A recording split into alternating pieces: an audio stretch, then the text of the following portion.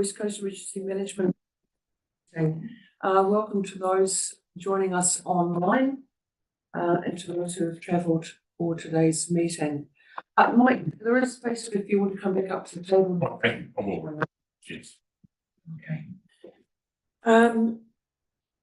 Welcome the attendees, but in particular, I'd like to note we have Magnus Slater here from NEMA and Michael Early, team leader from SAME, joining us for today's meeting. Welcome, gentlemen. Thank you. Good to have you here. Apologies. Apology from Paul Edgeworth. I've got three Edgeworth. Thank you, Claire. Do we have any other apologies? And I also want to note that Henry Dowler is also an apology, so I will need his report. My covered note on this apology. Thank you, and Sean joining us online. Also, can I remove the seconder, please, to accept the apologies? Thank you, Mayor Gibson. Thank you, Chair Smith. All in favour? Aye. Thank you. Next on the agenda is confirmation of minutes from 19th of February 2026, West Coast Emergency Management Committee meeting minutes. Take them as being read. Any matters arising from those minutes?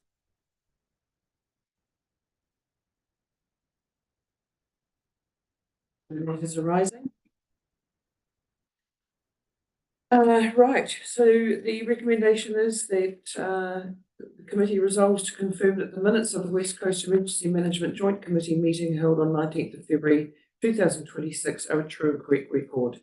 I have a move for a seconder, please. Thank you. Two mayors. Who's actually taking the minutes here? Sorry. Me. You right? You got that? Yep. Thank you. All in favour? Aye. Carried. Thank you. Right, next we have the chair, the verbal report back, and Simon, I'll hand over to you for that, please. Thank you, Madam Chair. So the coordinating executive group last met, or since the last meeting and presentation to joint committee, we've had a workshop in April.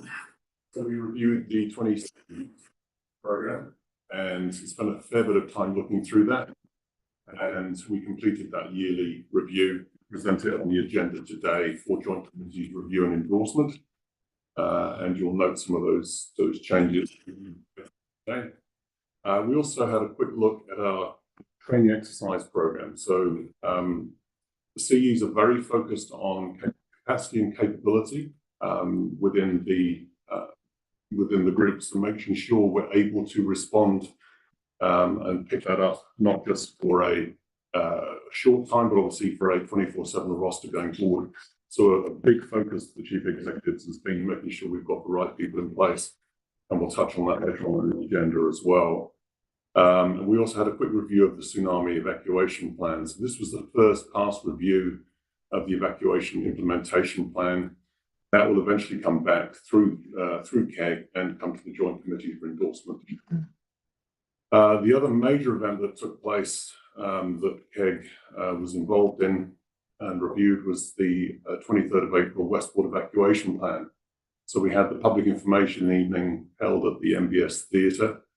Very successful event. 120 plus people attended. Really good presentations from the technical experts from regional council, plus the emergency response partners, and the mayor who introduced the evening. So, great opportunity for the community to hear about the processes involved that give that community reassurance that all of these things are put in place, but it's about that personal responsibility during an event to think about how do you get ready, how do you get gone. So after the presentations, the audience were invited to stay and meet the teams, and we had some giveaways and a sausage sizzle. It was a really good community event with some really good community media coverage as well. In the May's KEG meeting, again, we looked at those work program project areas. That'll be on the agenda today. The capability and training updates, the details in the agenda, but it is worth highlighting. We've got a reasonably well-trained group of folk in that SIM structure, about 68%, but we do have significant function gaps. As I say, this is a focus for each of the organisations, each of the CEs, to make sure that during an event we are able to support and sustain some community support through a 24/7 roster. But the thing is, we've got a plan going forward, and we're in a much better space than we were over the last year. Also on the agenda today, which Keg reviewed, the NEMA technical review of our group plan, fuel update, more detail on the Resilient Westport programme, and the Waiho River flooding hazard. Those are the key things from the Keg Group's been up to since our last joint committee meeting. Thank you, Madam Chair. Happy to take questions. Right, any questions for Simon, please? And from my perspective too, we've got this on the agenda. I think these key updates are great. You guys are working, and it's good to have that knowledge around the table. So thank you for that. Anything for Simon, please? No. Okay. Recommendation is then that the committee resolves to receive the report. Can I have a mover and a seconder, please? I'm happy to move. Happy to second. Chair Smith, thank you very much. All in favour? Carried. Thank you. Right, now we move on to the item 4, setting the West Coast Emergency Management Work Programme for 2026 to 2027 with Pia. Thank you. So what I have done with this report is it's a culmination of the workshop that we had earlier, as Simon referred to at KEG, where we took time to look at the new group plan and the objectives that are in that plan, and to understand where the gaps are in terms of our delivery on those objectives. We worked through each of those, and what you see here on pages 7 and 8 is the result of that workshop. So can I just bring your attention to the left-hand column, which itemises all of the work activity areas that we want to focus on as a group over the next financial year. What's really important to understand is that I will be working through with a number of you, your agencies and other KEG agencies, a work project plan under each of those activity areas. So those activity areas are quite high level, as you can read. What we really need to drill down on is who takes responsibility, who leads, who contributes, what the key deliverables are over the course of the year or out years, so that we can really understand who needs to be participating and contributing to each of these activity areas. The column on the right hand just gives you a reference into what specific objective that activity area relates to. So I think this is a really good way to represent the work of the group, but also have it clearly linked into what we're actually talking to our public about through the group plan in terms of our objectives and activity areas. I won't go through each of the areas in too much more detail, but happy to answer any questions on that. These activity areas were approved at KEG, and so we're seeking the endorsement from Joint Committee of the work activity areas. Thank you. Thank you, Chair. And of course, we were introduced to this at a previous meeting as well. It's good to see the work program actually. There's substance in the report. Any questions, any points of concern? Clear, please.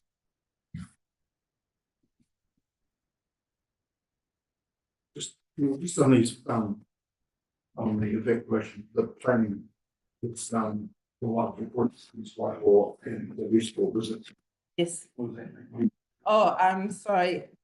So we have a evacuation plan for Westport, and I'll just talk to that as an example. So that has now been out there, it's been publicised. What we're working through at the moment is an exercise. So it's about actually testing all the different parts of the plan.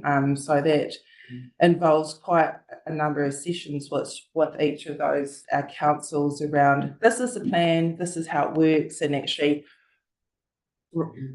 running through a scenario. So that's what we mean by test. It's to exercise, I think, is probably the other terminology. It's only involved in what the council is not. It's not actually doing. No, it's just sort of it's testing the emergency operating centre so that each of the functions appreciates what they will need to be doing. It's also testing the communication and roles of our other partner agencies, the 111 services as well. So an exercise. And so what we've also done is we tabled the draft evacuation plan for the Waiho at the last joint committee. So we want to test that and run it through its paces. So I've already had a conversation with Western District Council about presenting the Waiho plan to the senior leadership team at Western District Council, and to have a test or a run through of that plan before the end of this calendar year with your with the operations centre personnel, who will, majority of those come from the Western District Council staff. Anything further for Claire, please? No. So the resolution is to endorse the key activity areas for 2026 through to 2027, is set out in the table attached as approved by Coordinating Executive Group and PEG on 6 May 2026. Can I have a mover and second, please? Thank you. To council again. Thank you. Clear? All in favour? Carried. Thank you. Right, next we have the update on Queen's Joseph, the Waiho Avulsion from Tom, please. Want to join us, Tom? That'd be great. Page reference 10 to 11.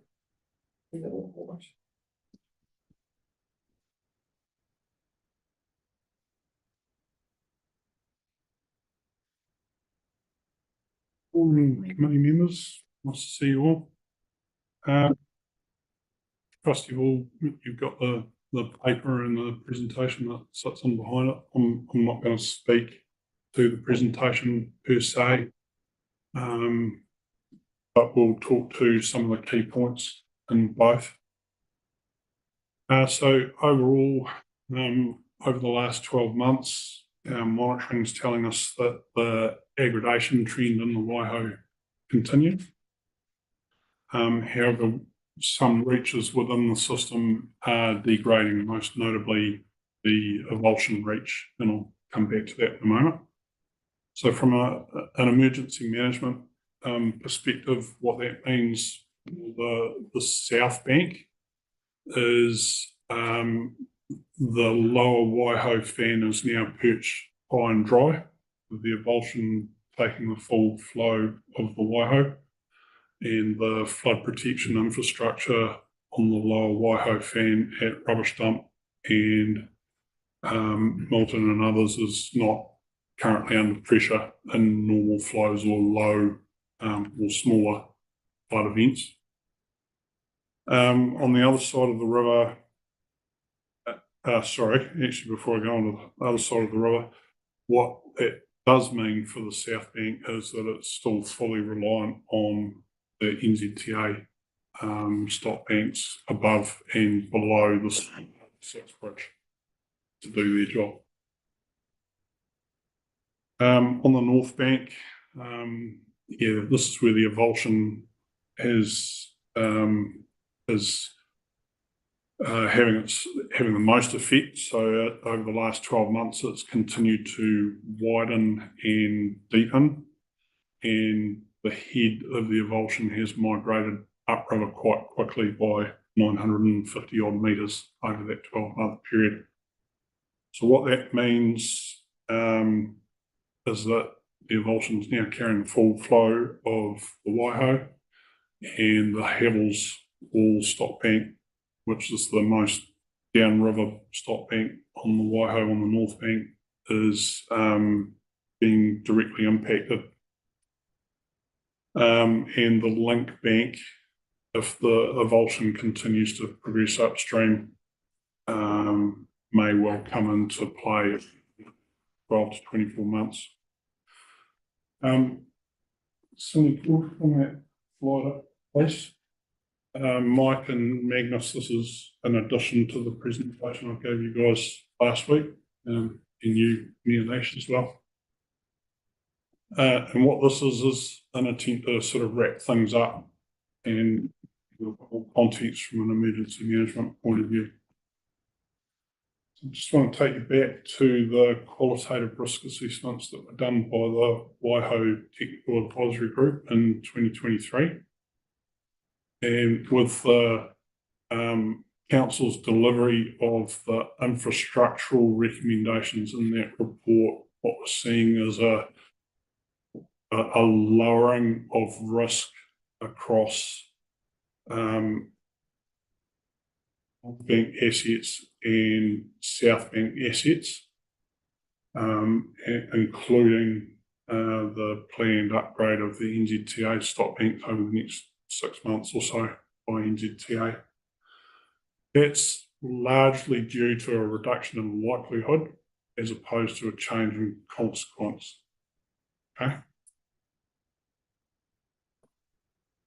River morphology is playing out as was predicted by the TAG, but is playing out a little bit faster than was modelled by the modelling work that we've done since the TAG report was published in 2023.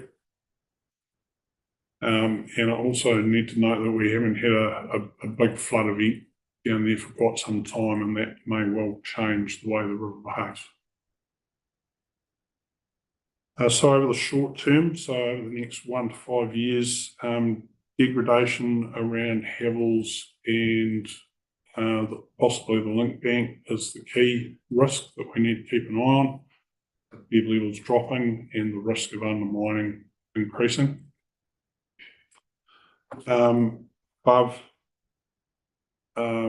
Havels and into the upper Waiho fan over the medium term, i.e. the next 10 to 20 years, aggradation is predicted to continue. So it's well worth bearing in mind that the design life of those stop banks for the 1 in 100 year flood from 2023 when they were designed was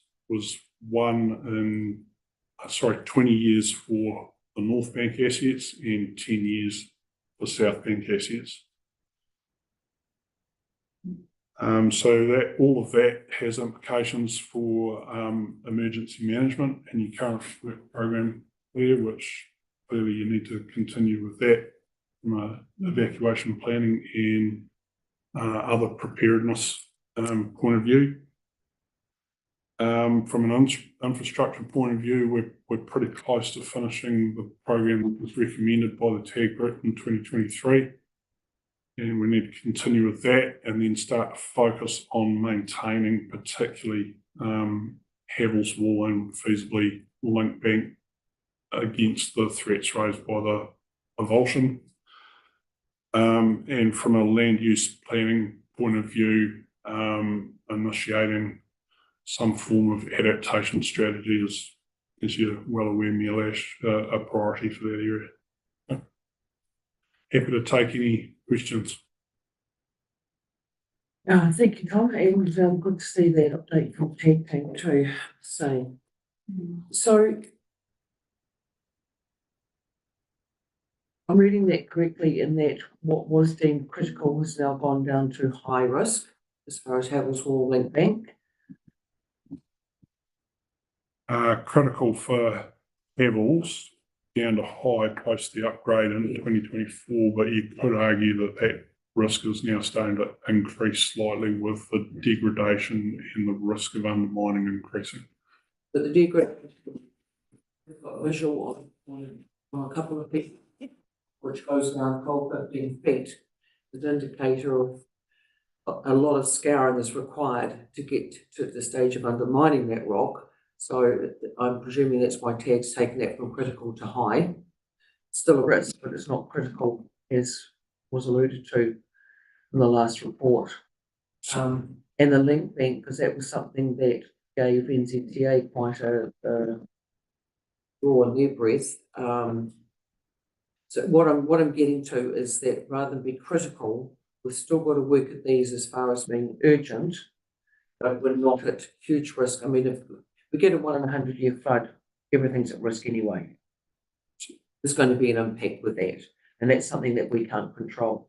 But the thing we can control is standing up to what we were told originally with the TAG report and the group engineers such as yourself and the AF8 team as well.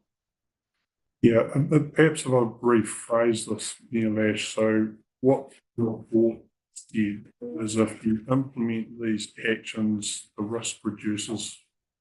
So, okay, and so that report was released 3 years ago.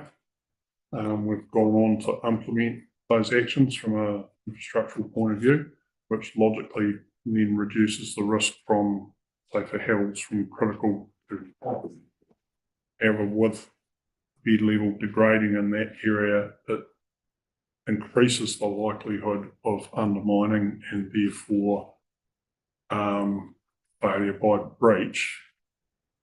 But we haven't as yet had the TAG group review those risk assessments, and we'll get that done as part of the work that they've been re-engaged to carry out for us. Right, okay. And just question on the TAG report, so TAG team being re-engaged, so the community's attitude to that, because that's a cost that falls back on them, were they happy for that, or was it pushback? From a engagement and cost point of view, the working group, we haven't discussed it with them directly, but they will be aware of it now that they've got a copy of this presentation, and it hasn't to date been charged to the targeted rate side of things. It's been funded out of the general rate so far. Should that not have gone back to them first for acknowledgement for covering the cost of that before it's just presumed that they will cover that in the rate, whether it be general or targeted? I thought from past practices that they had to be engaged with before we actually engaged TAG. So we've been engaging with them quite closely over the working group itself was set up for the project, stage 2 project, to give them greater oversight of what's happening with the project. From a broader natural hazard assessment side of things, we've continued to keep them across where these assessments have been landing and what our proposal is to do through joint committee and through council, but it hasn't been a specific discussion with the working group as far as re-engaging the TAG is concerned. So, and I do thank you, and I will acknowledge you in this forum too for the work that you've done with the community, and particularly the working group, because I know that your communications with them has been exceptionally good as far as communicating practices to them, but also listening to them and taking their concerns on board. Any further questions for Tom, points of clarification?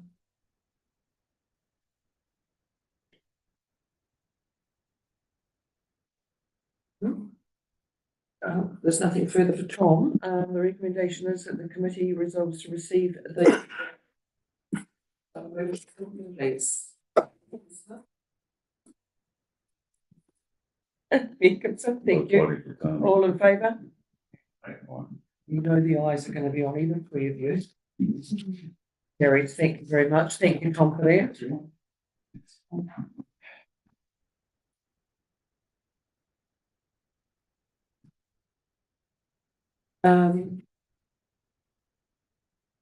Right, so next on this is one conflict here between the one sheet and the agenda. Correspondence from. Yes, that is the next agenda. item. Next agenda item, sorry, the wrong sheet's telling me. Yeah, so that's it, yeah. Okay. So next on the agenda is the incoming correspondence sent to myself as joint committee chair of the West Coast Emergency Management.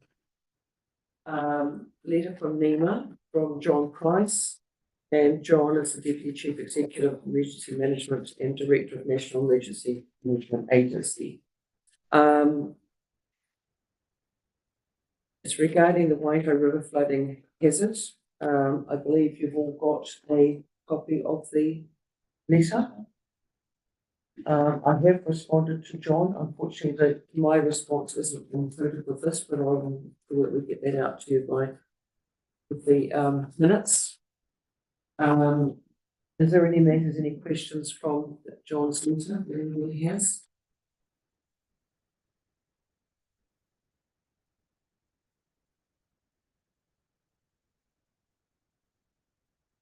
What I will actually comment on is that it's great that we've got NEMA here in letter, and I've had further correspondence from this gentleman based on Franz Joseph and the contents of the letter on the officer of assistance as far as the work program that's got to go. And I'm very appreciative of that because similar to Buller, if we can preempt management of Franz Joseph, it can potentially be a different outcome. And if we don't learn from previous experiences, then we need to look at ourselves. Really, there's no excuse. So, yeah, very, very appreciative of the offer here with this and the work that we can do with you guys going forward. Claire, do you want to?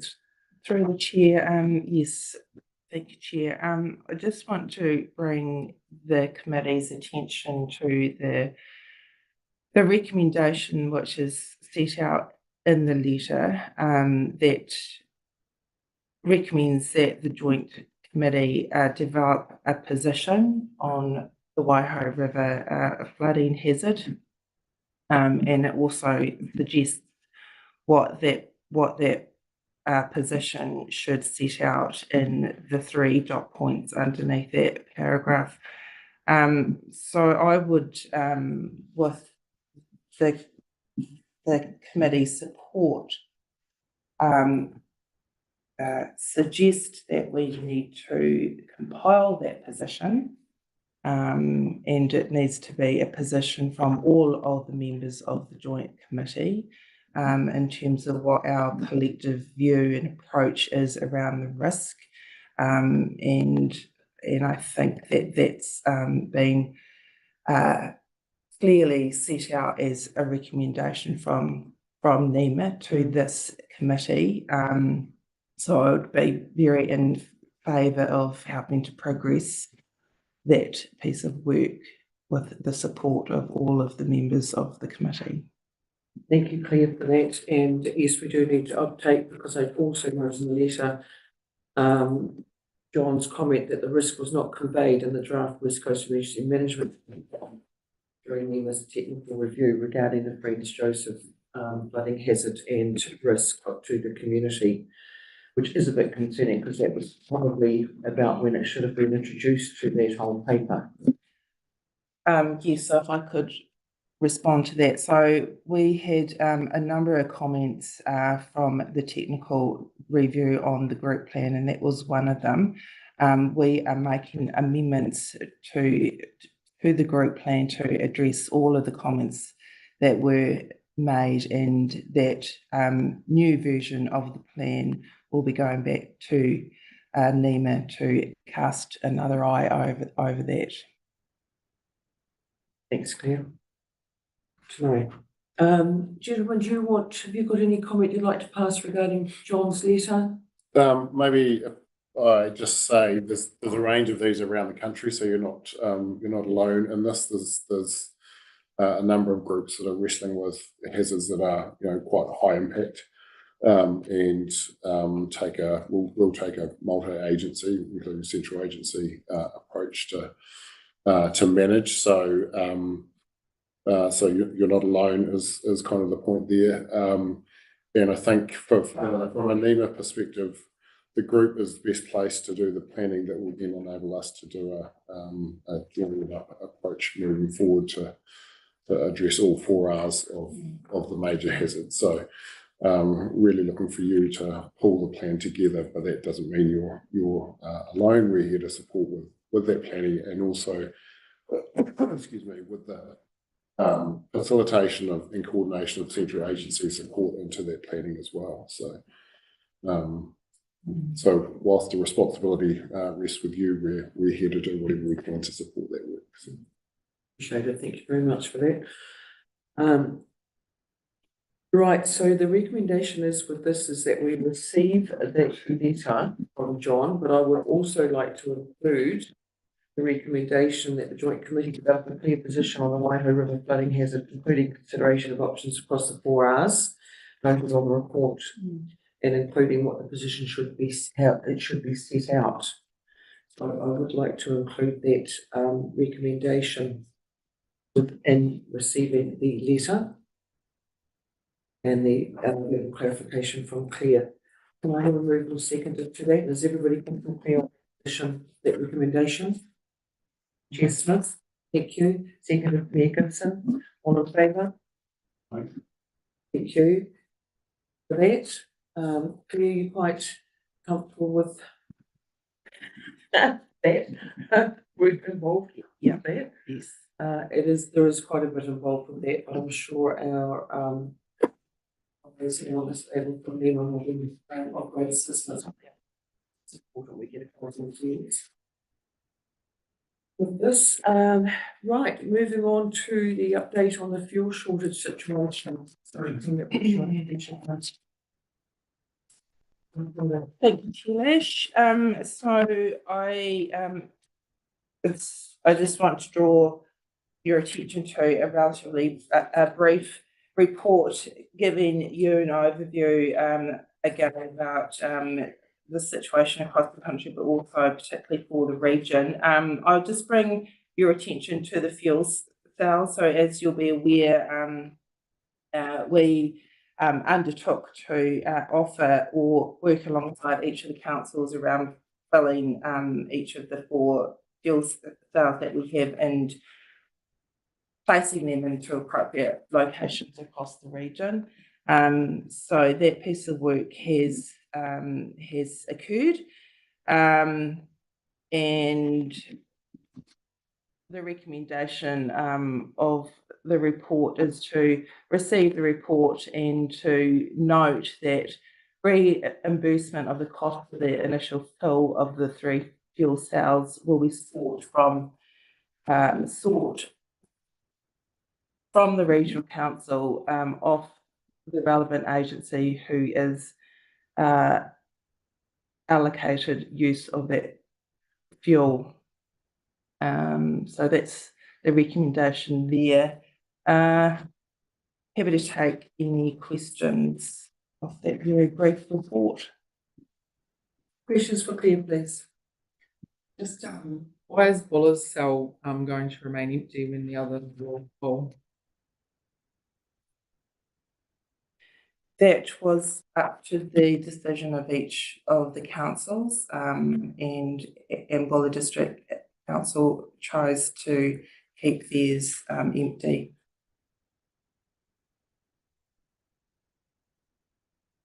Can I ask for the rationale behind that decision, I please? don't know.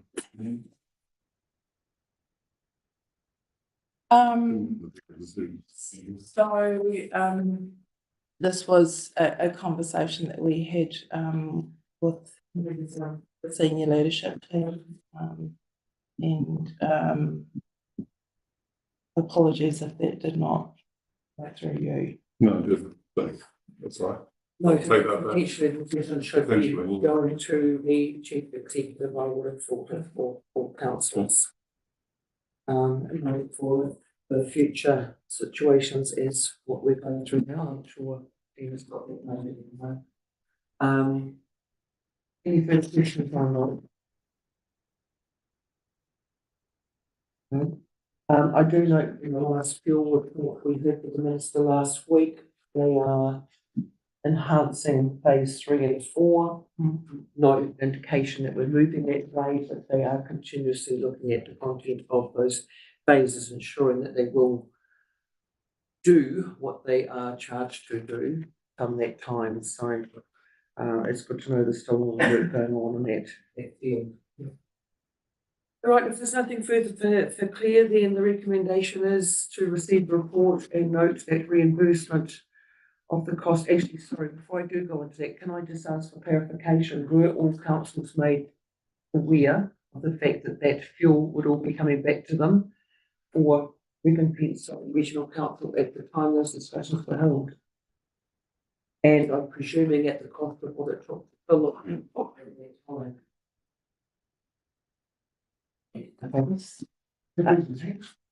How would that 1,000 litres. And they're not huge. Sorry, the recommendation was to receive the report and note that reimbursement of the cost of the initial fill of the 3 fuel cylinders will be sought from West Coast Regional Council from the relevant agency who's allocated the fuel to use either when fuel supply concerns are resolved or when the current fuel stored reaches the end of its shelf life. No movement facility please on that. Thank you, Mayor Gibson, Chair Smith, all in favour? Right. Thank you, everybody. Right, next we have Resilient Westport update. Henry and Thea to produce. Yes, thank you, Chair. So, apologies, again from Henry Dowler. So this report, again gives you a really good update around the range of activities which have been undertaken around Resilient Westport. As Simon mentioned earlier in the meeting, the evacuation plan has been made public, and we're currently working with the team at Buller District Council about how that's enacted and exercised. I want to also bring your attention to the table at the rear of that report, which sets out where the current budget is around different activity areas within that piece of work. There is some changes around where the funding is targeted towards, and those decisions will be put to the chief executives of the regional council and Buller District Council to approve, as agreed at prior joint committee meeting.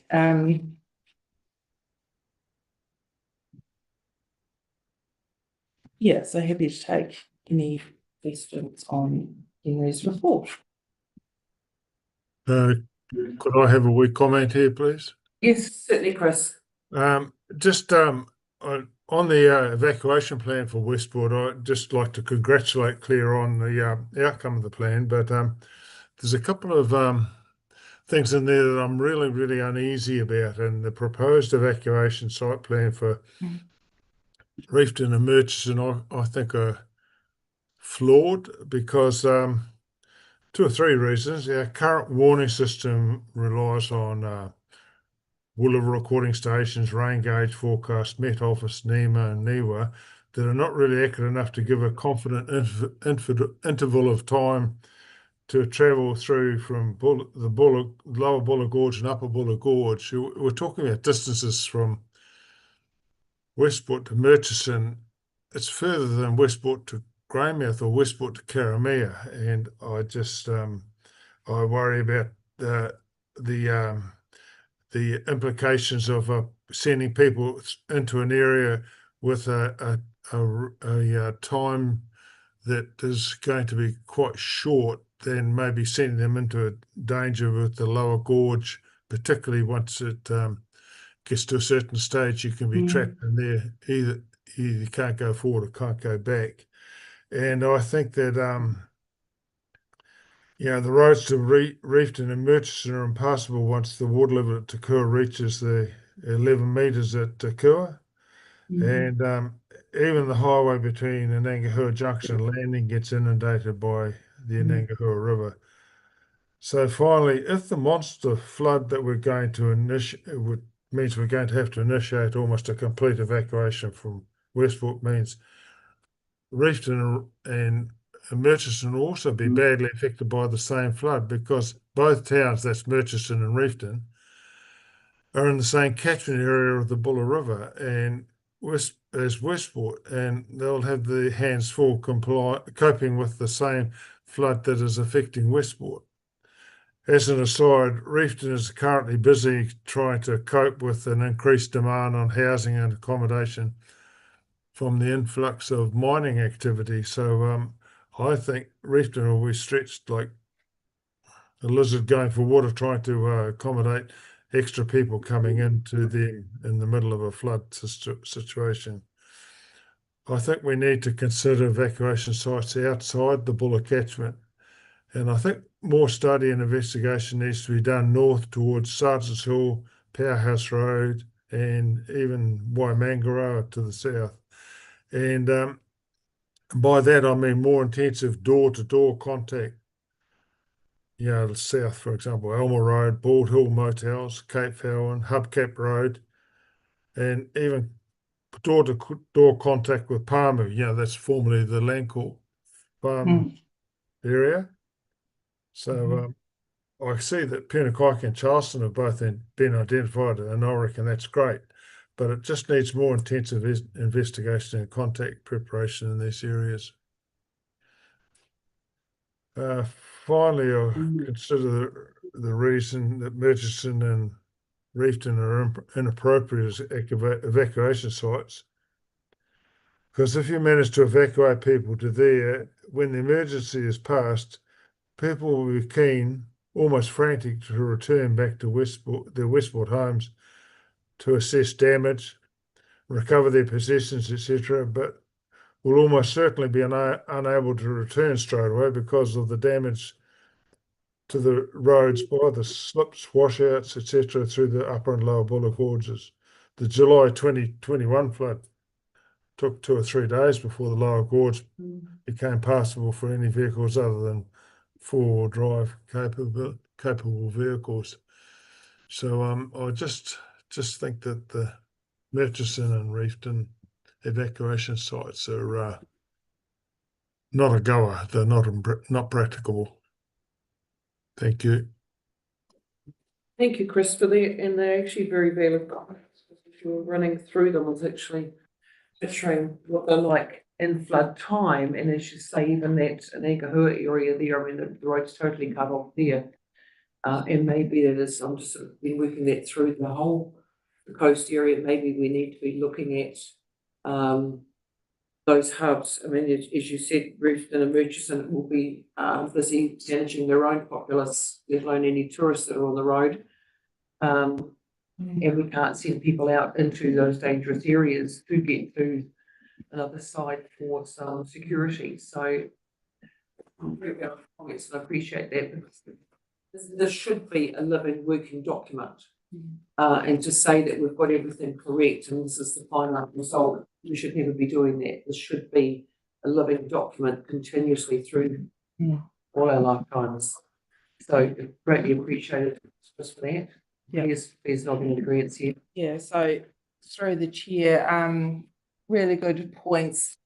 Thank you, Chris. I think the way that we look at the evacuation locations is that they're options, and so certainly we would not be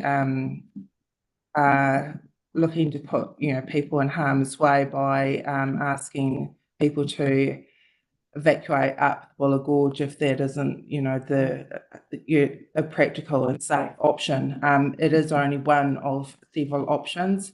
What I suggest is that we look at that section again with you, Chris, when Henry gets back on board, just to see how we can recast how we talk about evacuation locations in that evacuation plan, so that we're not, it doesn't appear that we're putting all of our eggs in the wrong basket or the wrong part of the district. Totally accept your reasoning around trying to steer clear of the Buller catchment, and obviously that would mean that we would need to enhance the arrangements for those other areas which are out of the catchment. So I do propose that as a way forward, a recast of that evacuation section of the plan, and similarly, as has been mentioned, the plan is iterative. It's a living, document, and the point is that we can and should adapt it and tweak it as we see it's appropriate to do so. So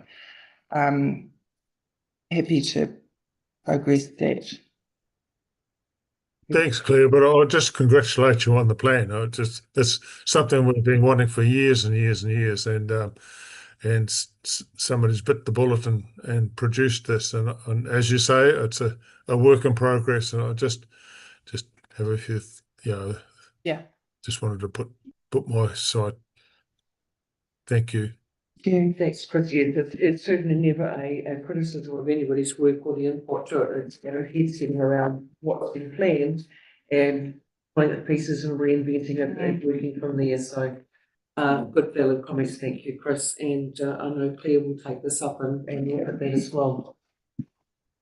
Any further questions regarding the Resilient Westport update? Nothing further. To our learned friends from Bulmer, if we want to chip into any parts of these with anything that could be of value to us, please don't hesitate to comment. Thank you. This direction or anything else. Sure. Right, so the recommendation is that the committee resolves to receive and notes this update on the Resilient Westport Emergency Management Project and the proposed revision of the project budget. Thank you, Mayor Gibson and Chris. And noting too that the evacuation plan is to be revisited with Claire. Yep. Talking to Chris and Henry going forward with that. All in favour to that resolution? Thank you, carried.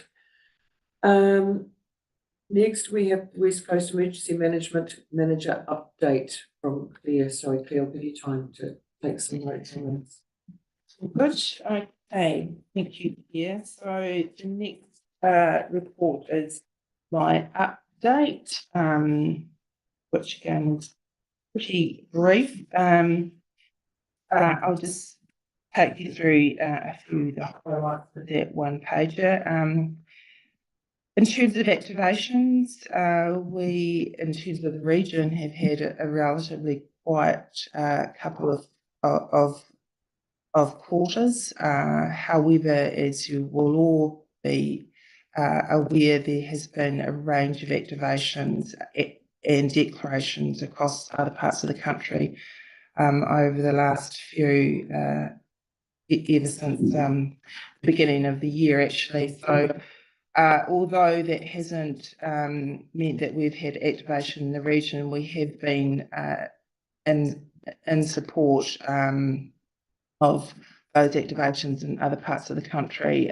We had Janice Lennon, who helped in terms of surge support to Mangawhai up in Northland in April, and it's always really important that we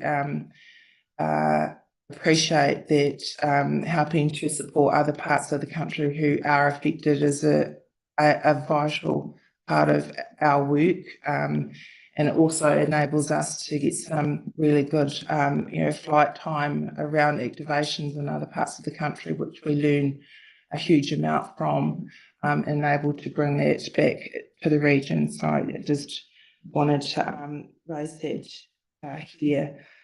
Another couple of updates around the location of the group office and the Emergency Coordination Centre. We are temporarily relocating to the Polytech here in Greymouth, and we are looking forward to co-locating with our colleagues at FEN later in the year, hopefully at the end of this calendar year, if not early 2027. So that will be a real highlight.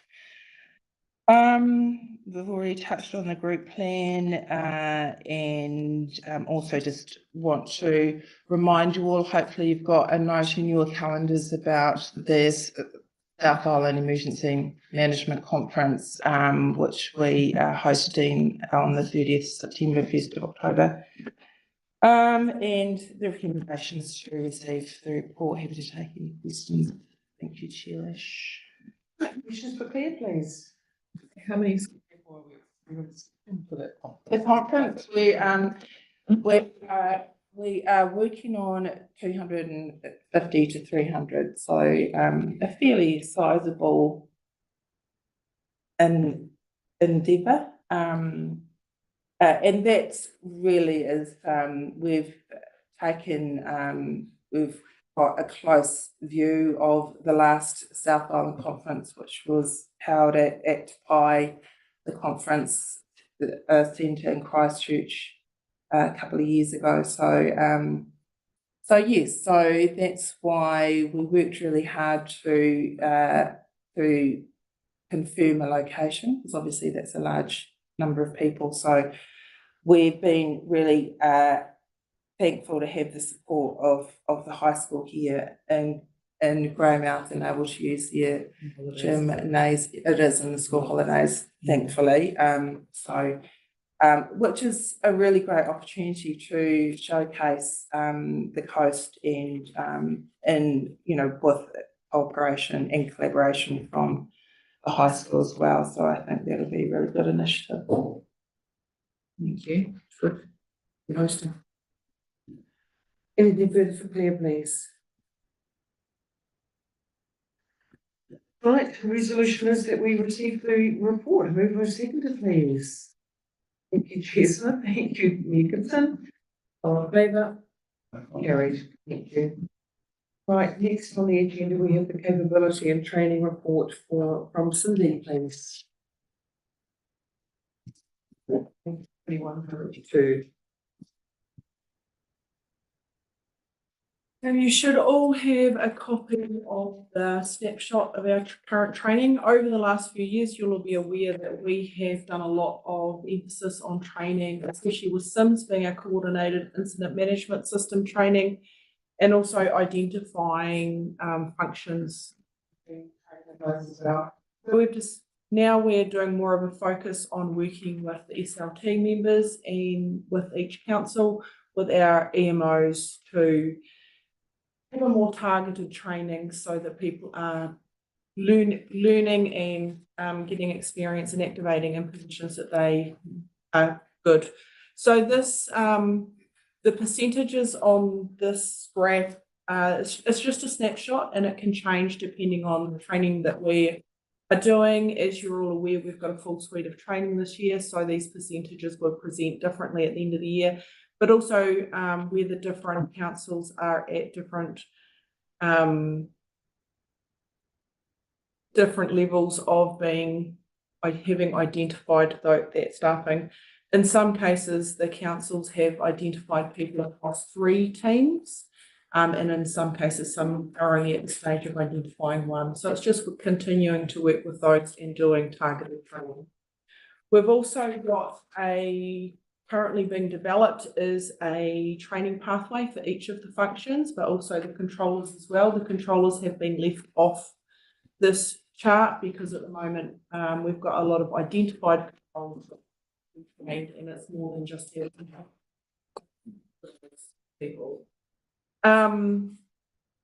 So the percentages are not a measure of operational competence on their own, as some of all the personnel bring along valuable activation and exercise experience, but they may not be formally trained in that function.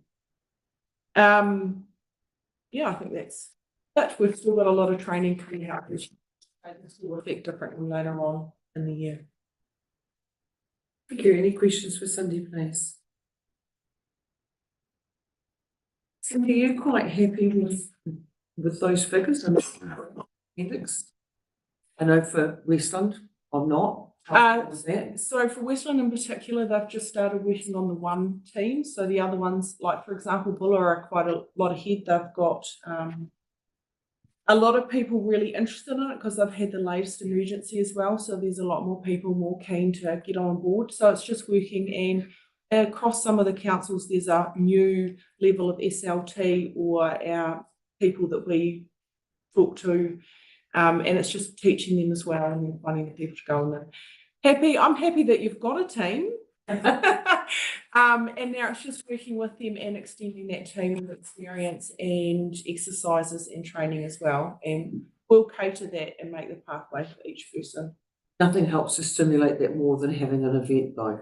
Absolutely, but we don't really want one. No, I know, and it's been quite some time since I've had to do any declarations, and it's been quite pleasant knowing that, but I've got no doubt that one will rise some stage. And that's my concern, is do we have the coverage on the ground to manage all the different requirements that are there? Yeah. Through the chair, what we've purposely put the numbers in here so that you can all see and we have visibility about what we have and what we don't have. It's a work in progress. I think we can all appreciate that. But this is a good indication that we're really being realistic about our capability and capacity. So I think from here on we should only see that improve. We've got a lot stronger, I think, around how we work in cooperation with each of your senior leadership teams across each of the 4 councils.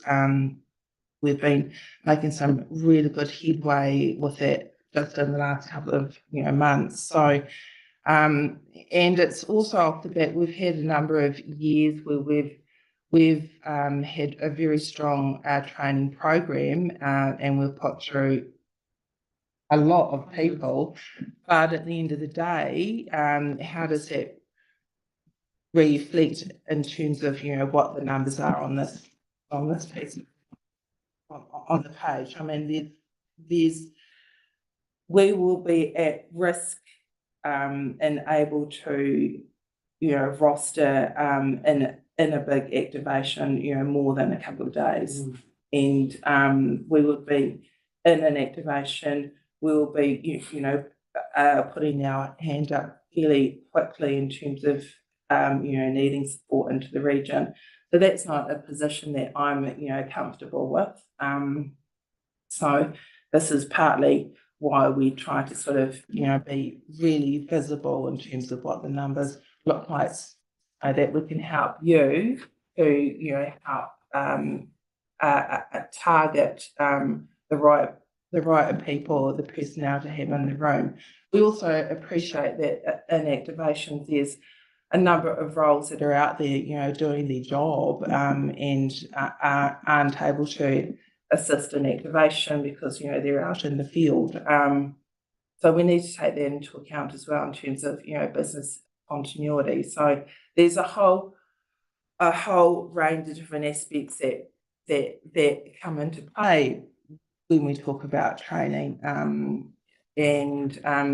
But you know, this is sort of an approach that we've taken, which we've had a number of conversations at KEG about in terms of how we're being more targeted and, you know, realistic about, you know, the numbers of people that we've got so that we can improve the situation. Can I just comment through the chat? I think this is a really good picture. I think it's the first time we've actually seen a really good snapshot of capacity and capability. And I think I mean, I get the sense it's trending in the right direction, but it's acknowledging there's still a way to go. The conversations we've had at KEG is, you know, when we talk to the staff, this isn't an opt-in. This isn't something that, would you like to do it? It's kind of, you will have a role. So think about where you fit in the SIM structure. Are you going to go in planning? Are you going into logistics? So it's really important that unless someone has a BAU role to do as part of business continuity in response to an event, because there will be obviously some functions, some stuff that will have to carry on their BAU stuff. But unless they've got something really critical to do, this is what they will be doing. So it is trending in the right direction, but acknowledging there is a gap here. But we're all talking about the need to do this and the necessity to do this. So we are very acutely aware. Can I offer an insight? Yes, certainly. Chair, yeah. On the in the car on the way over, Magnus and I were discussing this, and I agree with Simon and Claire. Like the numbers tell a good story, and you've got good visibility of capability and capacity, and there's work to do, and you're not alone in the country on that. But the insight I was sharing with Magnus was about the Waipa and Otrahonga floods earlier in the year, and I was sitting down with the CE. That CE had dialed back his BAU activities. 57% of his staff were engaged in the response, and they had 5 other, you know, they're a well-resourced regional council. They had 5 of the 11 local authorities engaged in those EOCs. You know, so what I kind of took from that was, you know, just the level of preparedness of the CE. To Simon's point, okay, you guys get in there. That is the job for the next, you know, 2.5 weeks, and I'm turning stuff off. So yeah, totally endorse that.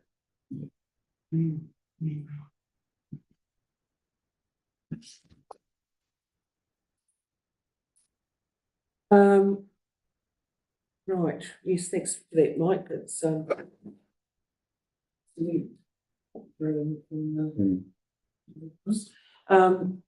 anything further from Claire on that report?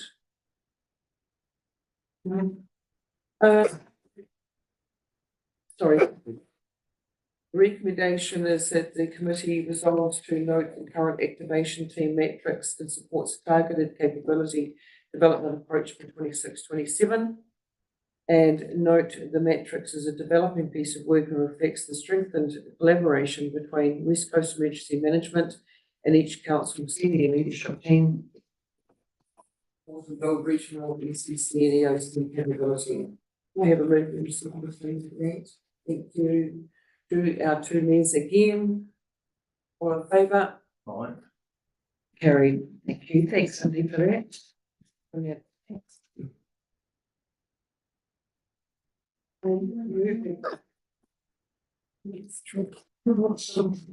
Sorry, I've got a sinus infection, which so I can't do anything about it. It's not contagious.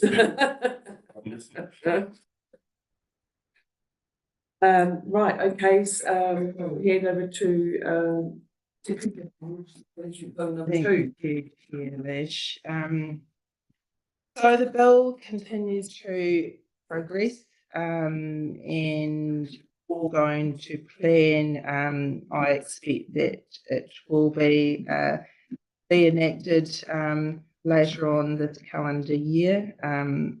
Obviously, prior to when everything kind of closes down in the lead up to the general election. So there's only a couple of months in it, really. I just wanted to flag to you there's a number of information sheets that NEMA and the policy team have put together, which I think is a really good way to articulate and talk about the main changes with the bill as it currently is. Wanted to note too that the select committee will be reporting on the bill later in June, so we'll also appreciate by then what, if any, major changes will be coming out of the public submissions process. But there are currently 8 information sheets which are available through the NEMA website. They're each a couple of pages each, which I think are really good products. What I'm proposing with my report is that we workshop each of those 8 information sheets through KEG so that we can understand what the changes and implications of the bill are, but also what the implications are for us as a group in terms of resourcing or any other changes that we need to factor in. So that's what I propose we do. I haven't actually tabled this suggestion at KEG, but I will do so. So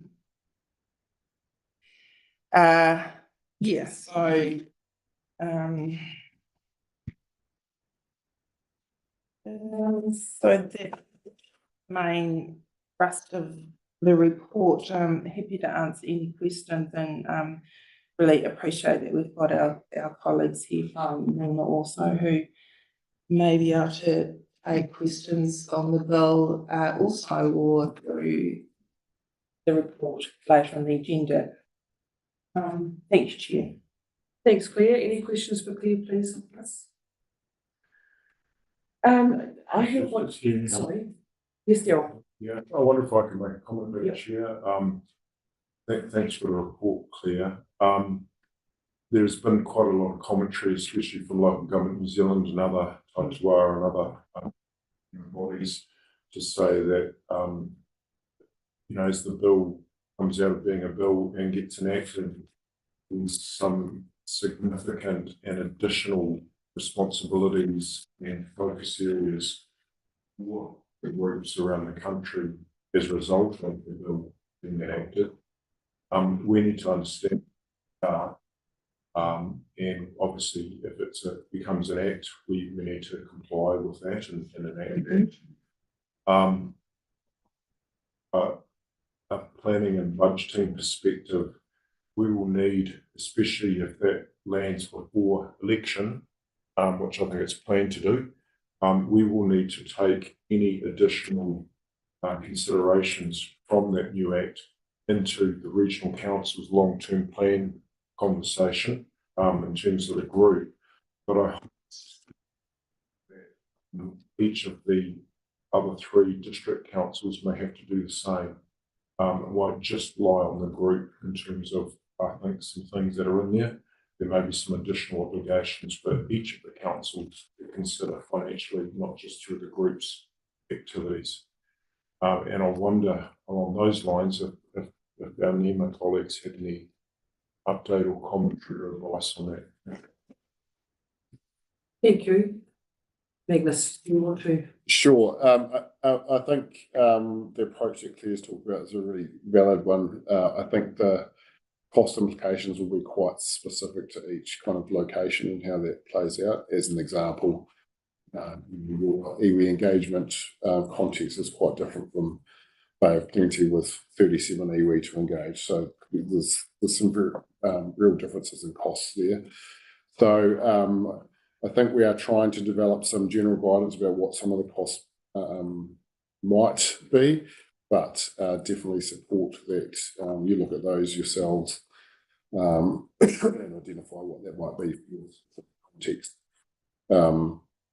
We are definitely hopeful that the Act will pass before the elections, touch wood.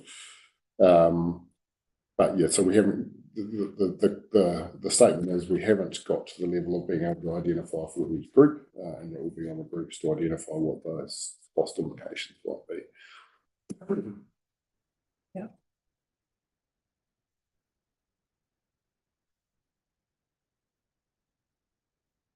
Can I just ask on the forms of declaration? What, do you know what the intention is with that? What are we looking at for? Is that to process which we've seen sort of get other councils in other areas have a strife, or we to declare who declares and who does what? What's the basis for the change to that first and foremost? So if I could perhaps a comment, these changes are fairly straightforward and around administration to a degree. One of the aspects is around just the practicalities around getting signatures.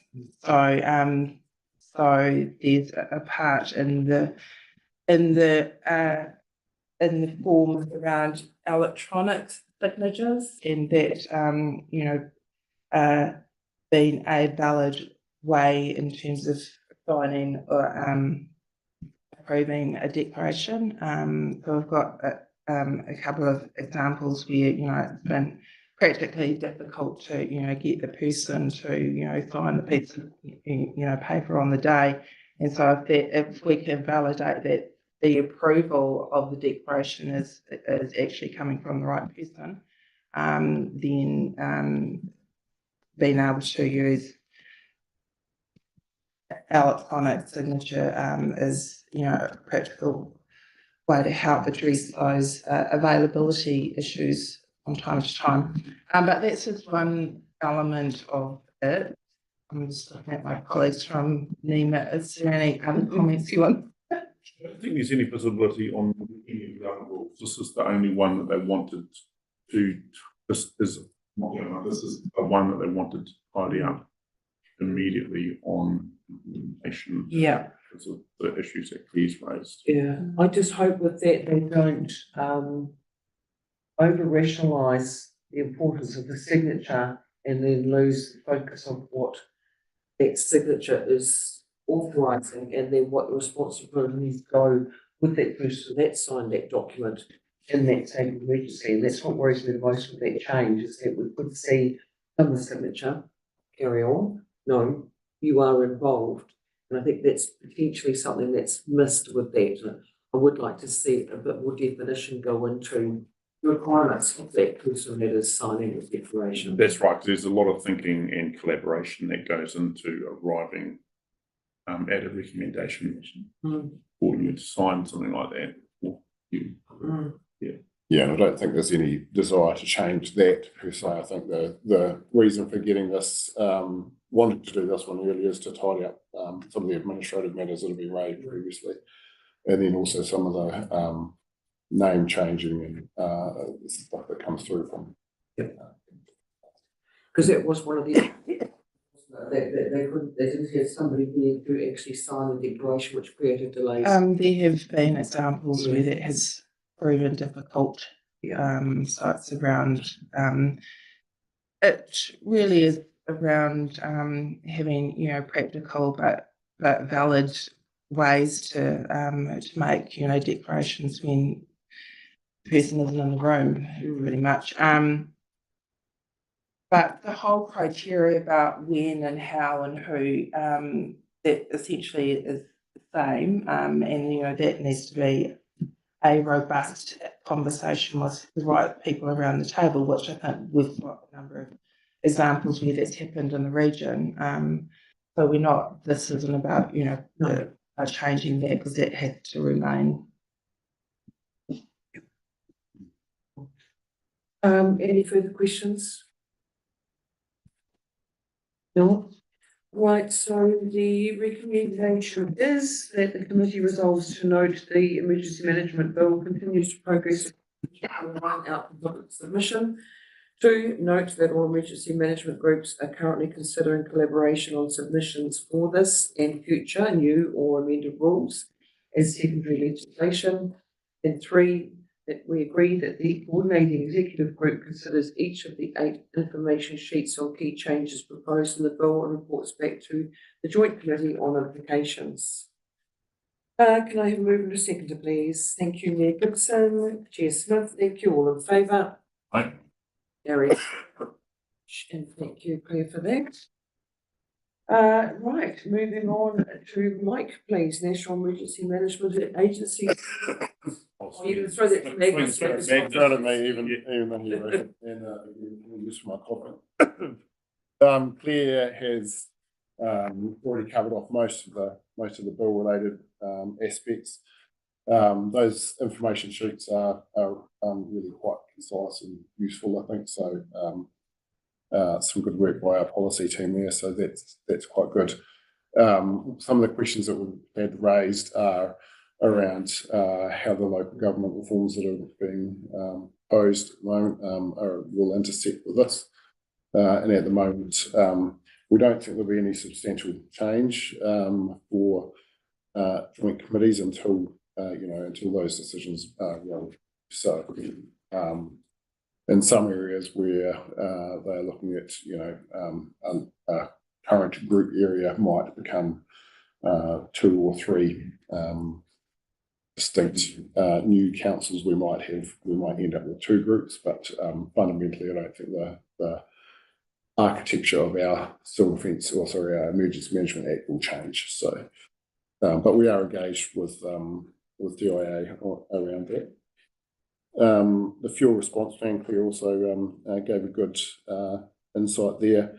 We at NEMA, we're well linked in with MB and DIA. So DIA has been doing most of the communications out to local government, which we are joined in, and we supplement that through to the group officers, just to make sure the seating group officers are joined in as well.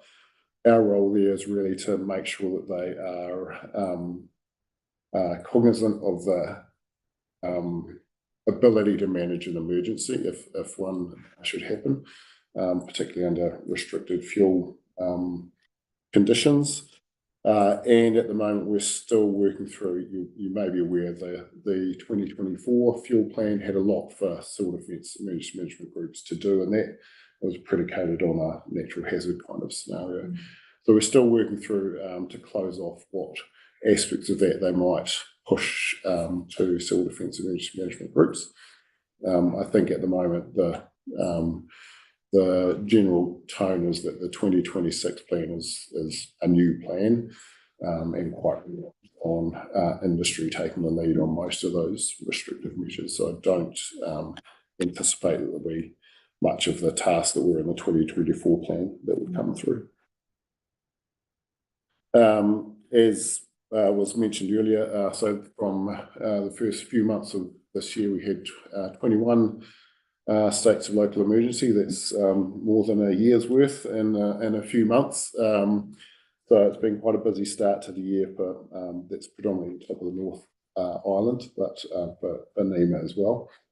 And of course, you'll all be well aware that means the recovery then continues on, and the report might put a good map in there about how much of the region is, or how much of the country is in active recovery. So, we continue to support those regions with recovery work, but as you know, that lasts for considerably longer than the response does. And the only other thing that I would say, which isn't written in here, is of course budget announcement is 27th or 28th of this month. We're hopeful that some of the items that we're looking for funding will be supported. And in particular, the emergency management system operating system. So that's some of our common operating picture and information connectivity. So we're hoping hopefully on a response for that, and that will result in a range of work. So some big things for us this year, really the Act and the implementation of that has some secondary flow on. So the national plan will be reviewed as well. And if we get funding for MSOS, that will be a large piece of work as well. So hopefully there'll be some big improvements over the coming years. Also very cognizant that means that then we come and ask for input from everyone on that. So we are doing our best to manage and synchronise that engagement so as not to overwhelm councils and groups on that consultation as well. To take questions on anything. All right, thank you. Any questions for me, please? Or Mike? That map is pretty impressive, isn't it, with the recovery? Yeah. Yeah, and for how long it's taking. It's quite astounding, isn't it? Don't need any events in the South Island and what's still being recovered at this stage, otherwise it's only one marked out map. Quite horrifying. Yes. Yes, Madam Chair, thank you. Thanks for the update, Magnus. Asked this before, but just thought we'll try it out for everybody here. So, as many groups around the country do, the West Coast group has invested in a software as enabling system for a whole sort of defence emergency management function called D4H. And just note that you've got your common operating picture and other system work that you want to do nationally, and good luck on the budget bid for that. But just confirming that your advice is that any investment that we need to make into D4H isn't going to be superseded by anything nationally, and so it's a no regrets that we still invest in D4H. That's my understanding. I guess I'd caveat that. I'll posit that my understanding of the MSOS system is about, I guess I'd say, common data pipelines and less reliant on individual end user programs, if that makes sense. It's about data sharing across, central and local government and facilitating that. So I don't think it's tied to any specific system or will not include any specific system. But there is, this will go through a range of commercial tenders and things like that. So what we actually end up with at the end, we don't know yet. If we get the funding, so I can't make any guarantees per se. But my understanding of the approach of this is that there's an understanding that there are a number of groups using D4H. There are some groups using other systems. And that we will try and build a system that is interoperable with all of it. Yes, Madam Chair, I just also want to flag to the committee that the work that we are currently working on around our common operating picture, we are very conscious of the work happening at a national level, and that we need to take every opportunity to align the work that we're doing around common operating picture, which is happening at the moment. And I want to just note that we are, I think, one of the first regions to have workshops around what's happening at a national level, and I think that's scheduled for later in June. Obviously, everything's subject to budget announcements.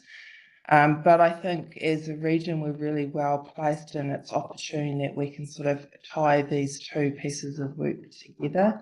So I think that will be a good output for us. Yeah, anything further for, Magnus or Mike? And that report? Yeah? No, right, so the resolution is that we received the report, can I have a move from the second, please? Good job, Chris. Mayor Russell. Second, please. Mayor Gibson, thank you very much, all in favour? Alright. Thank you, carried. Right, moving into general business. Is anybody wanting to be not caught up in the general business section before we move to viewing the video? It should be interesting to see. Video. Has anybody got anything they want to discuss first and foremost before we go into that? Chris? Are you on mute, Chris? Sorry about that. D4H, just I wouldn't mind a wee bit more publicity with that because civil defence is notorious for letters for things and abbreviations and things. And D4H, if we could just maybe publicise that, because a lot of people ask me what's D4H? Is it a bulldozer or is it a one old digger or something? So D4H, I quite like a bit more First trying to clarification or publicity of that. Just a wee thing. Yeah, noted, Chris, because you're right. I mean, the West Coast's first line of thought is you go to a dozer. Geez, what size is that? And I know where one is. Yeah. And we're going to have it in French Joseph for the war tomorrow. Yeah, thank you, Chris. Okay.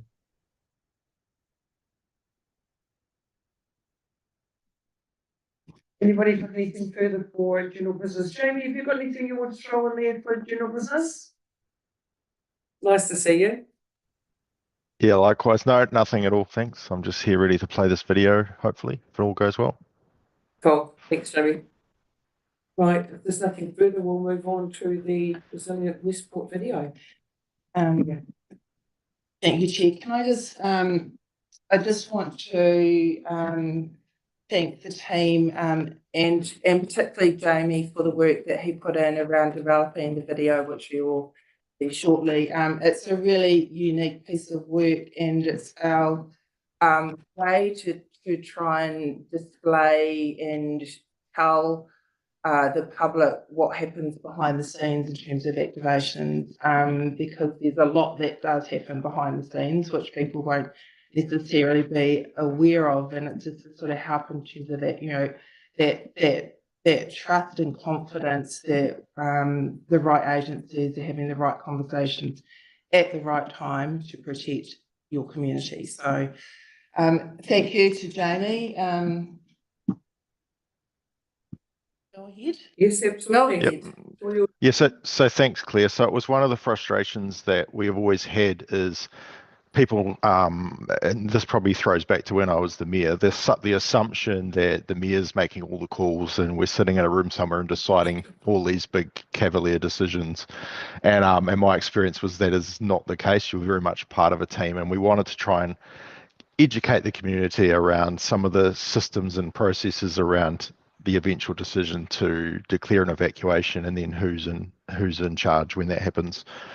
So we come up with this sort of dramatization. It's just one kind of scenario of how an evacuation sequence could work, linked to the Westport evacuation plan that you've been talking about earlier.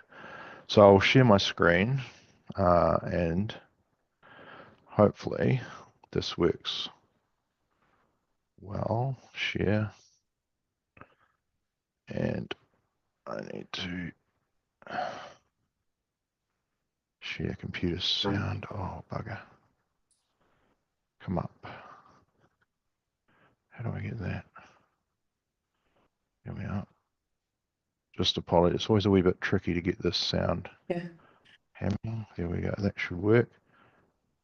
Okay. You should start hearing that in a sec.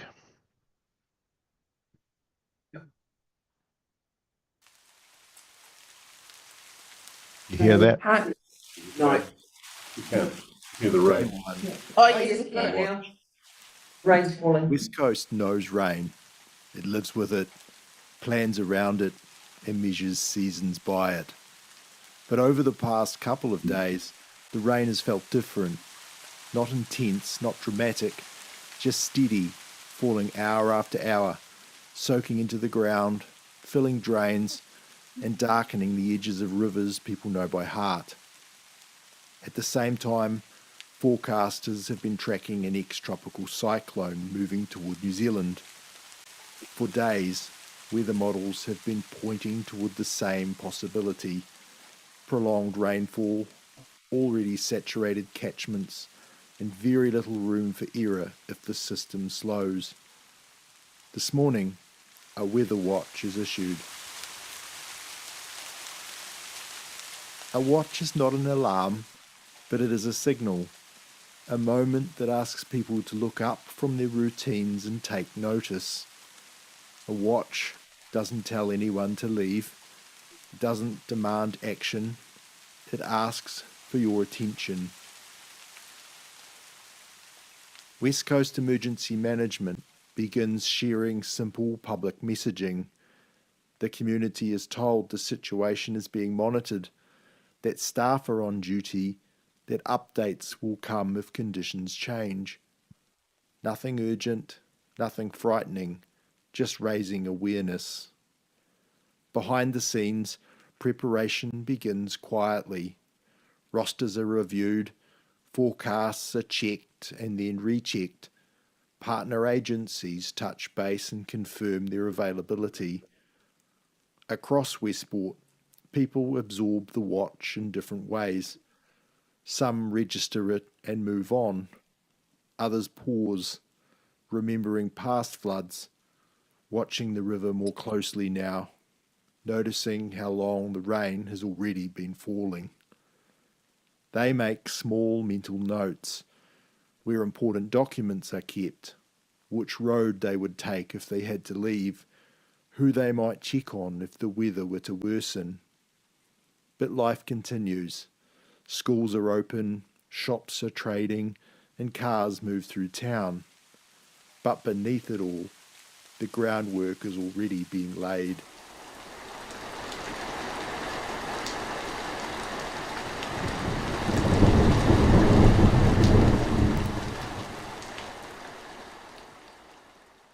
Day 2, orange. By mid-morning the next day, the forecast is upgraded to an orange heavy rain warning. This is different. An orange warning means the risk is no longer distant. It means confidence has increased. It means the weather is now likely to cause real impacts. This is where readiness becomes deliberate. West Coast Emergency Management activates the Emergency Operations Centre in full. People arrive with purpose. Screens fill with data, maps, forecasts, river levels, and reports begin to tell a single, clearer story. The same question is asked repeatedly: what has changed since yesterday? Rainfall totals are climbing. Rivers are rising faster than they did yesterday. The time between updates feels shorter. The Emergency Operations Centre moves to full staffing and a 24-hour roster. Planning, intelligence, logistics, and welfare teams are all engaged, not reacting but staying ahead of what may come. Public messaging becomes more direct. People are encouraged to prepare grab bags, charge their phones, secure medications, make plans for their pets, and decide where they would go if evacuation became necessary. For many households, the answer is already clear. They would stay with family, with whānau, or with friends outside the risk area or outside the district. For others, the answer is more complicated. That is why planning for support begins early. Transport options are identified, welfare teams are readied, needs are considered, quietly, respectfully, and without assumption. As afternoon turns to evening, the forecasts sharpen again. the uncertainty narrows.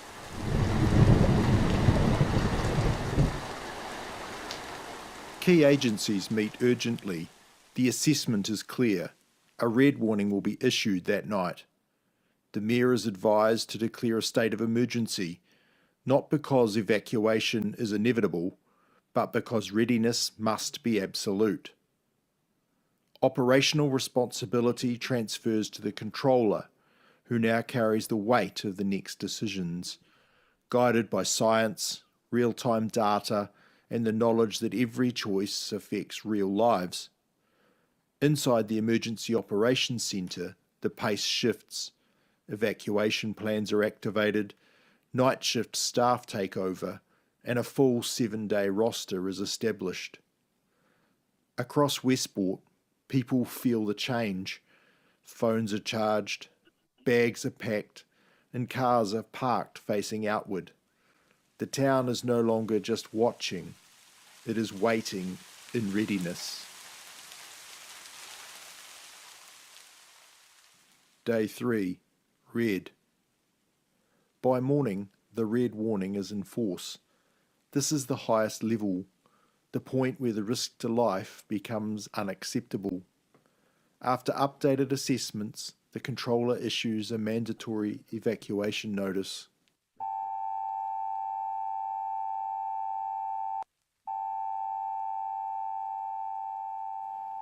The message is clear and deliberate. Evacuate according to instructions. Leave early if you feel unsafe. Do not return until the all clear is given. For most people, the response is swift and quiet. Doors are locked, lights are turned off, there is a final glance at familiar rooms. People leave, heading to family, friends, or accommodation outside the evacuation area. This is how evacuations work best, not in panic, but in motion.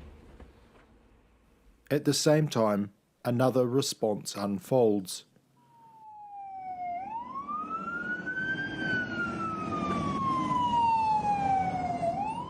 Door knocking begins where alerts may not have been seen or heard. Transport or assistance is organised for people with mobility challenges, medical needs, or those unable to reach a registration centre. Public address systems repeat the message. Police and road crews manage traffic, close unsafe routes, and keep people away from floodwater. For residents who cannot stay with family or friends, or who have no safe place to go, registration centres are opened. Here, people are welcomed, registered, and their needs identified and support arranged, including transport to a place of safety. They are given somewhere warm and safe to sit, to rest, to breathe. Pets are welcomed and accounted for. Where possible, residents are encouraged to evacuate with their animals, bringing leads, cages and blankets, anything their pets may need along the way. Welfare teams provide steady support, practical help, clear information, quiet reassurance. Vulnerable residents are not left behind. Behind the scenes, operations continue without pause. Incident control points activate. Cordons are established. Backup communications ensure coordination holds, even if other systems fail.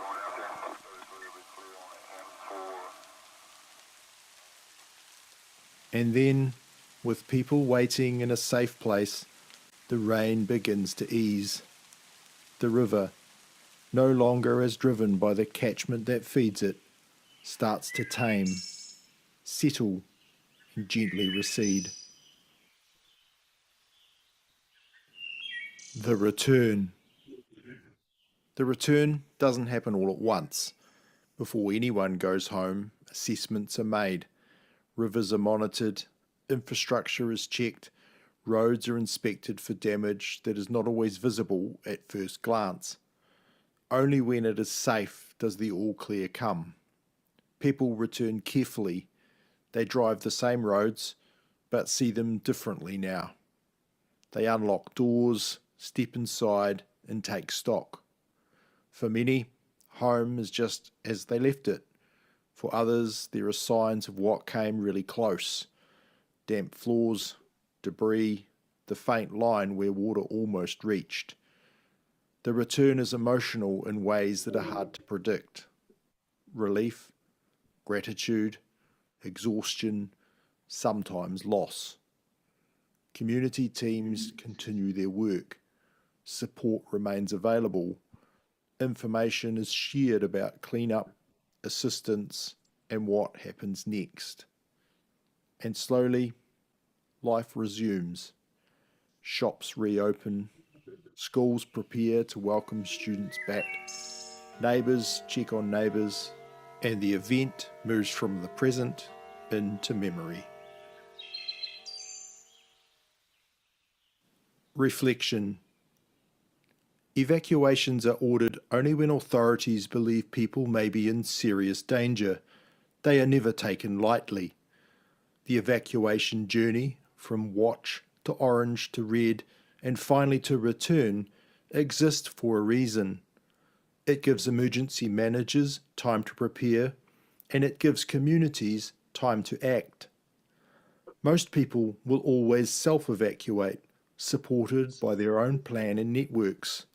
For those who cannot, help will always be there. Preparedness is not about fear, it's about confidence. Confidence in information, confidence in planning, confidence in knowing that when the moment comes, you will not face it alone. Know your plan, know where you will go, know how you will stay connected. And when the rain eases and the doors open up again, you will know that being ready made all the difference.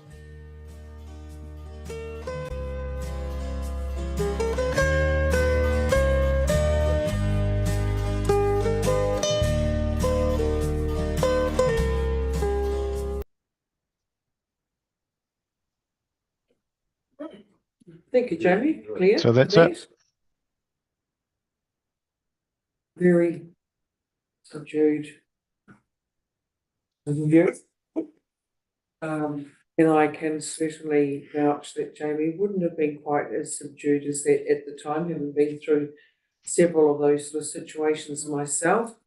Further south, yes, the pressure is on, and you're constantly reading rain reports, rain radars, watching, talking to Wellington directly for, is that front going to stall? What's the capacity held within that front? What is expected to drop and where? Where are the people? Where are those touch points? And it just goes on and on. And where are my communities and who's already isolated? And it just grows and grows. Yeah, it's something different to experience. And the responsibility that sits with that is significant. Yeah, and I think that's possibly where we're a wee bit askew in other parts of New Zealand where they haven't experienced this before, to suddenly experience something significant. I'm thinking of Mahi, for example, there in Tauranga, to suddenly be thrust into that. Where am I supposed to be? What do I do? What's the process? You know, we've got a lot of probably education to happen in other parts of the country, because on the West Coast, you know, we certainly are schooled up to it. But then any incoming newbie, they haven't experienced the hands-on, again, the starting fresh. And there's a lot to take on, a lot to understand. And also the trust that sits within the teams, because they're the ones that train constantly and know what's expected of them. And then the trust that they have in their mayor, whether it's a seasoned one or a new one, you know, is there as well on the leadership side of it. So, you know, it really is a significant thing to go through an event such as this, as Paula went through. And we've had other events around the country. And, you know, I make no bones about it. When the AF8 goes, there will be no orange and red warnings. That'll be it. And that's when we need everybody just to be able to kick into gear as quickly as one can imagine. Well, it's actually beyond comprehension, actually, how quickly the expectations will be. And let's face it, you know, primarily everybody that responds will have to make sure that their own homes and own families are safe before they can devote their time to the wider community. So, you know, it's a significant thing as emergency management. There's no underestimating it at all. It deserves every ounce of energy and focus that we can give it. Because, you know, and Jamie and I continuously said that too, is that, you know, we're only ever one weather event away from going through it all again. And then when the AF8 does go, that's it. You know, there's no pre-warning, there's no preparedness. It's relying on what everybody knows and understands and is trained to do, and relying on that kicking in within a second's notice. So kudos to you for making the video, my friend. It's yeah, it's brings it home. Thank you. Does anybody have any questions for Jamie or Claire or our friends from NEMA, Magnus and Mike, regarding the video and the coast, the coast or anything else? I think it's a great resource, Jamie. Yeah, really, really well done. Just shows you what you can do with what you've got. And to your point, I think this group does have a lot of muscle memory, and that's something you've got in your paper. It's just, yeah, talks to that report around maintaining that capability. Yeah. Yep, because I mean, you know, we have had quite a reprieve in weather in recent times. So it's not a matter of saying we haven't had anything for a few months. It's actually significant as what Paula went through or Franz Joseph has gone through. You know, we're talking years now. So yeah, it's only a matter of time before we have an event that does give us a significant push. Test. Yes. The burden of it all. Right, so anything for Jamie? All clear? We'll make this in Mike for comment, guidance, steerage. You guys quite happy with what you've seen from our West Coast team for civil defence? I mean, because it's a multifaceted thing we look at. We look at the flooding and the rain, we look at the sea inundation, we look at the AF8, and we sort of have a few things going on as far as risks that are knocking at the door. I am, and I say that because I see a lot of groups around the country, and I look for the presence and absence of things, and I'm heartened by the engagement around the key table and the understanding of the issues, and the engagement by the mayors around the table, and that's absolutely critical, because I think the system, it's a devolved system, and it does become flaky or challenged if you don't have mayors and Cs engaged. So I think, you know, what I see here today gives us real confidence that you've got challenges in your regions, in your region, and in your local authorities, but you are aware of them and you are talking about them. So I think you can be confident that you're tracking okay, you're tracking really, really well, in fact. And working together on them. I think Yeah.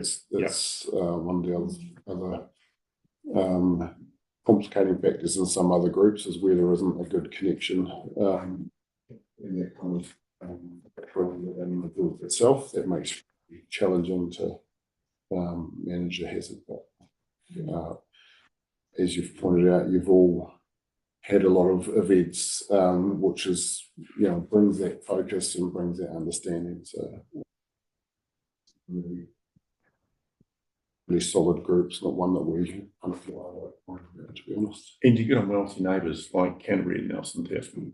We see it, how closely you are working, particularly Claire, and her relationships are really strong. So that's a big deal. It is a big deal. It is a big deal. I must admit, with Franz Joseph, when I got home about 7, 8 o'clock that night, with the event on, escalating, I got called back to Franz like 2 in the morning. I was back there at the desk, working with the civil defence program and team. And then, you know, by early morning, we had resources coming down from Bola, we had them from Canterbury, we had them from all around. And that was, it was impressive, the level of response, but also the weather they had to get through and the roading situations they had to get through to get to us. It's a great relationship we have with our neighbours, no doubt about it. Jamie? I hope I'm not out of place, but it might be just something to mention is, obviously there's a lot of conversation to be happening on the West Coast around local government and reorganisation and all the rest of it. Perhaps some reassurance to the community that emergency management service will continue under whatever guise and will be front of mind to the West Coast leaders, as I'm sure it will be. Because it's it is an essential thing that works across the region. And I don't know if Nima or you, Mayor Lash, have got any comment on how that might be viewed as you deal with your conversations you're having over the next few months.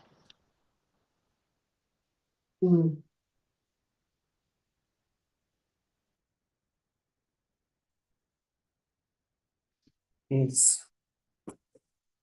I think that'll be rolled out as a matter of course with the communication, but it's a good point to highlight and something that we can include in that. Absolutely. Madam Chair, Yes, I'd like to certainly. comment. I think whatever happens in terms of the local government reorganisation process, I think Jamie's right. There needs to be some messaging around continuity of service under the existing organisations up to the day of any change, if there is going to be a change. And that's something that was very, very baked in very hard to the Auckland reorganisation. And there had to be a whole lot of not just messaging, but arrangements to say that continuity of services had to be assured up until the day of change and then seamlessly changed over on a given day. At the Regional Council, we're already getting people ringing in saying, we don't need to pay your rates because you're gone. That's not just one or two. And of course, those rates pay for civil defence emergency management. So look, I do think there's a space in there. And look, noting the media stuff there. We will need to think about that. Thanks. Thank you very much for that, Darryl. That's right. Extra monies come from. So Anything further on video and Jamie's last comments here? Nothing further. Thank you, Jamie, very much for that and your time. If there's nothing further, I will clear you right if I declare the meeting closed. I will declare the meeting closed at 11:45 and noting the next meeting is the 20th of August at the Grey District Council Chambers. Thank you, everybody, for those online that have attended and everybody present here and to our Emma friends for your time today. Greatly appreciated.